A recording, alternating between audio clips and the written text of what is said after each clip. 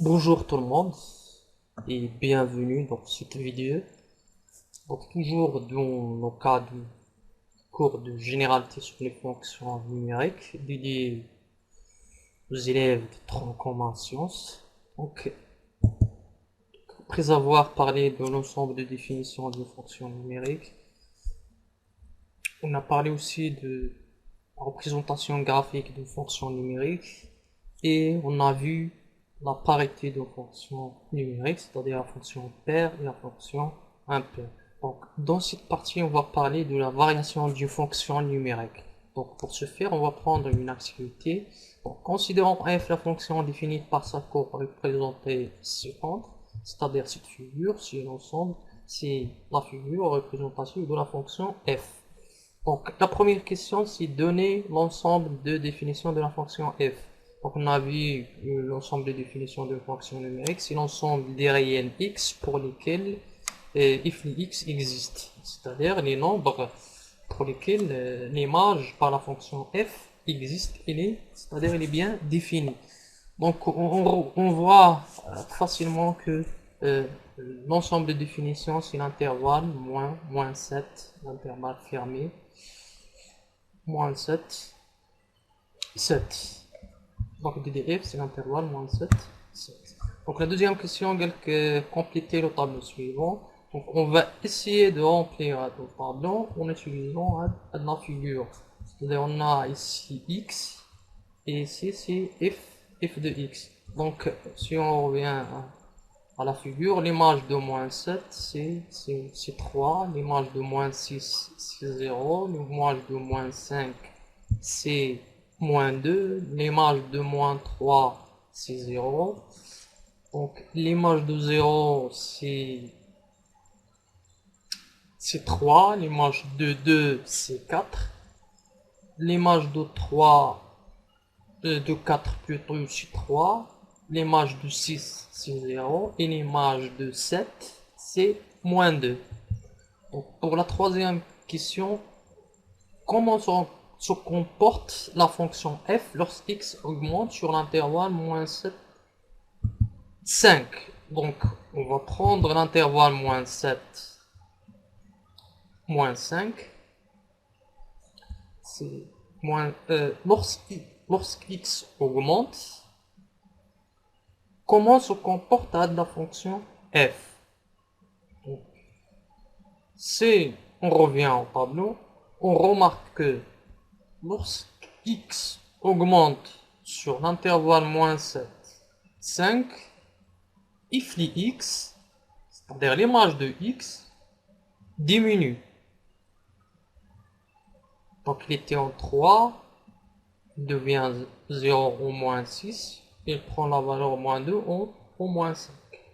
Donc, on remarque qu'à chaque fois x augmente, if de x diminue. Si écrit ici,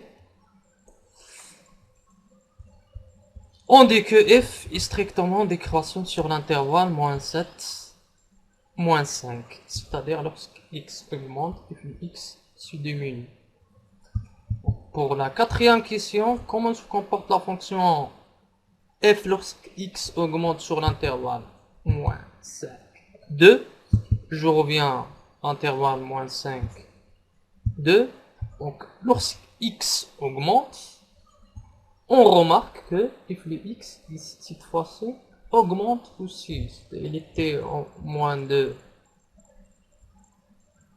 au moins 5. Après, il devient 0. Il prend la valeur de 0 au moins 3. Puis, il prend la valeur 3 en 0. Et il atteint la valeur 4 en 2. Donc, on remarque que lorsque x augmente, if les x augmente aussi. On dit que cette fois-ci, la fonction est strictement croissante sur l'intervalle moins 5. Fonction strictement croissante, car lorsque x augmente, if les x augmente aussi. La question 3, on a vu que fonction strictement décroissante, car lorsque x augmente, if les x diminue. Donc après la cinquième question, on va compléter le tableau suivant. Donc, on va prendre x, c'est d de f. Donc, c'est moins 7, 7. Donc, ici, c'est f de x, c'est-à-dire c'est l'image de x par la fonction f. Donc, ici, l'image de moins 7, c'est 3. L'image de moins 5, c'est moins 2. Donc, on a dit que la fonction est strictement croissante. Donc, on la représente par cette flèche décroissante, strictement décroissante. Après, il devient strictement croissante sur l'intervalle moins 5, 2. Il atteint la valeur de 4. Après, dans l'intervalle 2, 7, il devient strictement décroissante. Il atteint la valeur moins 2 ensuite. Donc ce tableau est appelé tableau de variation de la fonction f. Sixième question, déterminer la valeur maximale et la valeur minimale de la fonction. Donc la valeur maximale, c'est la plus grande valeur prise par la fonction f sur d de f. Donc on remarque facilement que la grande valeur prise par la fonction f sur l'intervalle moins 7, 7, c'est 4. Donc on dit que 4, c'est la valeur maximale de la fonction f sur l'intervalle moins 7, 7. Pour la valeur minimale, donc la valeur minimale, c'est la plus petite valeur prise par la fonction f sur l'intervalle moins 7, 7. Donc on remarque que moins 2, c'est la plus petite valeur prise par la fonction f sur l'intervalle moins 7, 7. Donc on dit que moins 2, c'est la valeur minimale de la fonction f sur l'intervalle moins 7. Donc on va voir les définitions. Donc si on considère f une fonction et est un intervalle inclus dans son domaine de définition. Donc f est strictement croissante,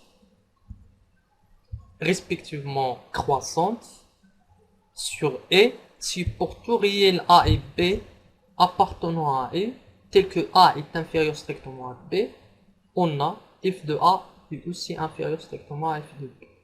Donc, les contenants de la condition, on dit que f est strictement croissante sur l'intervalle e. Respectivement, f de a est inférieur ou égal à f de b. Donc, dans ce cas, on dit que f est croissante. Donc, f est croissante si pour tout réel a et b, tel que a est inférieur strictement à b, on a f de a est inférieur ou égal à f de b. Donc, la différence ici, c'est que lorsqu'on parle d'une fonction strictement croissante, on a ici l'égalité stricte. f de a est inférieur strictement à f de b.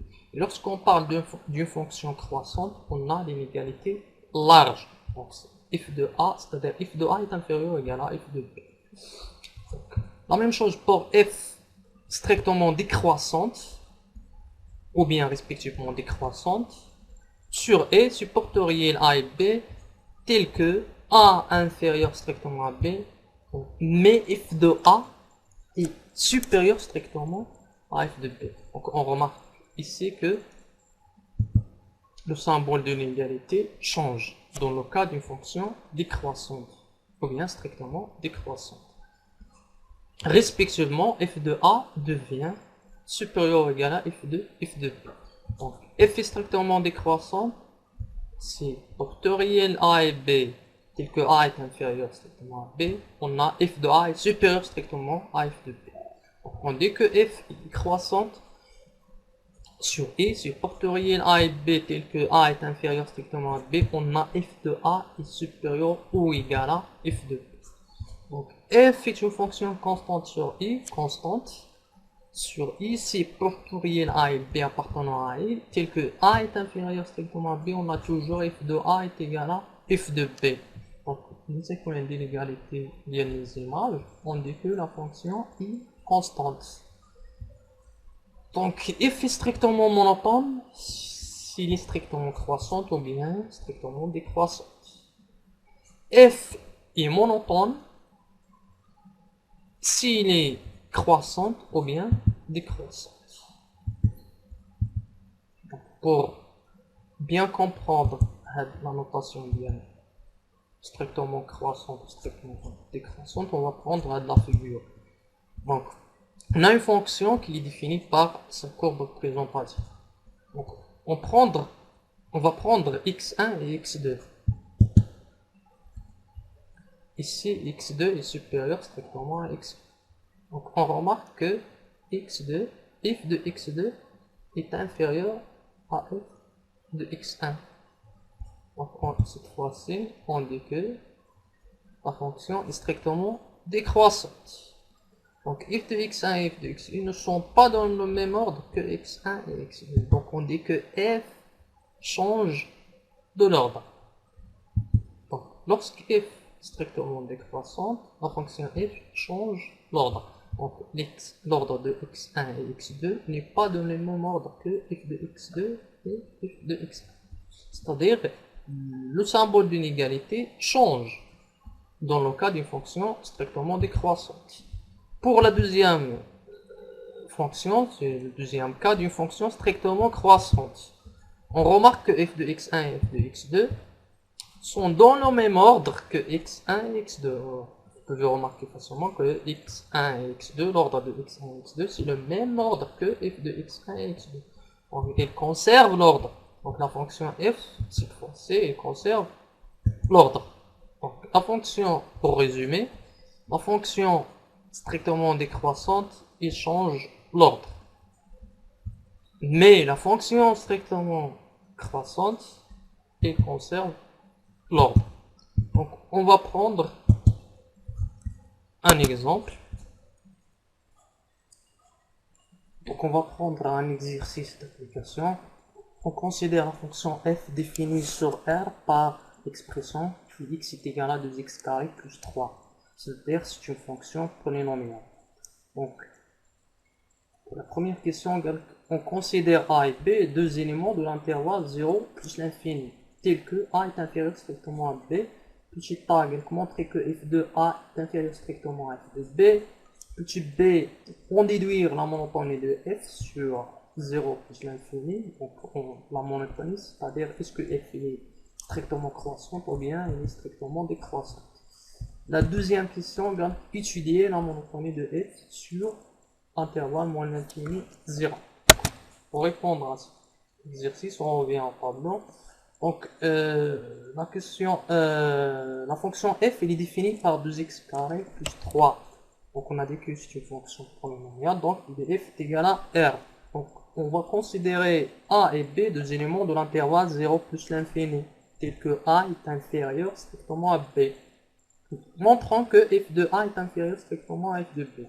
Donc, on va commencer par le fait que a est inférieur strictement à b. Donc, on a a est inférieur strictement à b, équivalent à a au carré est inférieur strictement à b au carré. Donc, on lève les deux membres au carré. Donc, le symbole de l'inégalité ne va pas changer parce que on a a et b sont deux nombres positifs. Donc, équivalent à 2a au carré est inférieur à 2b au carré. On a multiplié les deux membres par un nombre positif, les y2. Donc, le symbole de l'égalité reste le même. Donc, équivalent à, on ajoute 3 aux deux membres de l'égalité. Donc, 2a au carré plus 3 est inférieur à 2b au carré plus 3. Donc, c'est-à-dire 2a au carré plus 3, c'est f de a. Et 2b au carré plus 3, c'est f de b. Donc, on obtient que f de a est inférieur strictement à f de b. Donc, on remarque que on a commencé par a est inférieur strictement à b, et on a trouvé que f de a est aussi inférieur strictement à f de b. Donc, le symbole de l'inégalité reste le même, c'est-à-dire n'est pas changé. Donc, on dit que f, c'est une fonction strictement croissante sur l'intervalle 0 plus l'infini. Pour la deuxième question, étudier la monotonie de f sur l'intervalle, cette fois-ci moins l'infini 0. C'est-à-dire, on va répondre, on va répéter les mêmes étapes qu'on a fait pour l'intervalle 0 plus l'infini. C'est-à-dire, on va prendre a et b cette fois-ci deux éléments de l'intervalle moins l'infini 0, tel que A est inférieur strictement à B. Donc on a A inférieur strictement à B équivalent à A au carré, cette fois-ci supérieur strictement à B au carré, car ici A et B sont deux nombres qui sont négatifs. Donc lorsque j'enlève au carré, le symbole de l'inégalité va changer. Donc équivalent, je vais multiplier par 2, 2 c'est un nombre positif, donc le symbole de l'inégalité reste le même, 2a au carré est supérieur strictement à 2b au carré, c'est-à-dire que 2a carré plus 3 est supérieur strictement à 2b au carré plus 3, on a ajouté le même nombre de membres de l'égalité, c'est-à-dire que on trouve que f de a est supérieur strictement à f de b. Donc remarquez ici que on a commencé par le fait que a est inférieur strictement à b et on a trouvé que f de a est supérieur strictement à f de b. On remarque que le symbole de l'inégalité est changé. Donc, dans ce cas, on dit que f est strictement décroissante sur l'intervalle moins l'infini 0. Bon, pour conclure, on a trouvé que la fonction f est strictement croissante sur l'intervalle 0 plus l'infini, mais la fonction f il est strictement décroissante sur l'intervalle moins l'infini 0. Donc c'est, par exemple, on veut tracer le tableau de variation. Donc on a la fonction f, il est défini sur l'intervalle ou bien sur R, c'est-à-dire moins l'infini, l'intervalle moins l'infini plus l'infini. Donc ici c'est 0. L'image de 0, f de 0 c'est 2 fois 0, c'est 0 plus 3, c'est 3. Donc sur l'intervalle 0 plus l'infini, pardon, c'est plus l'infini, donc on a trouvé que la fonction est strictement croissante. L'image de 0 c'est 3. Et sur l'intervalle moins l'infini 0, on a dit que la fonction f est strictement croissante. Donc c'est ça le tableau de variation de la fonction f. Donc on remarque que 3 c'est une valeur minimale de la fonction f sur R.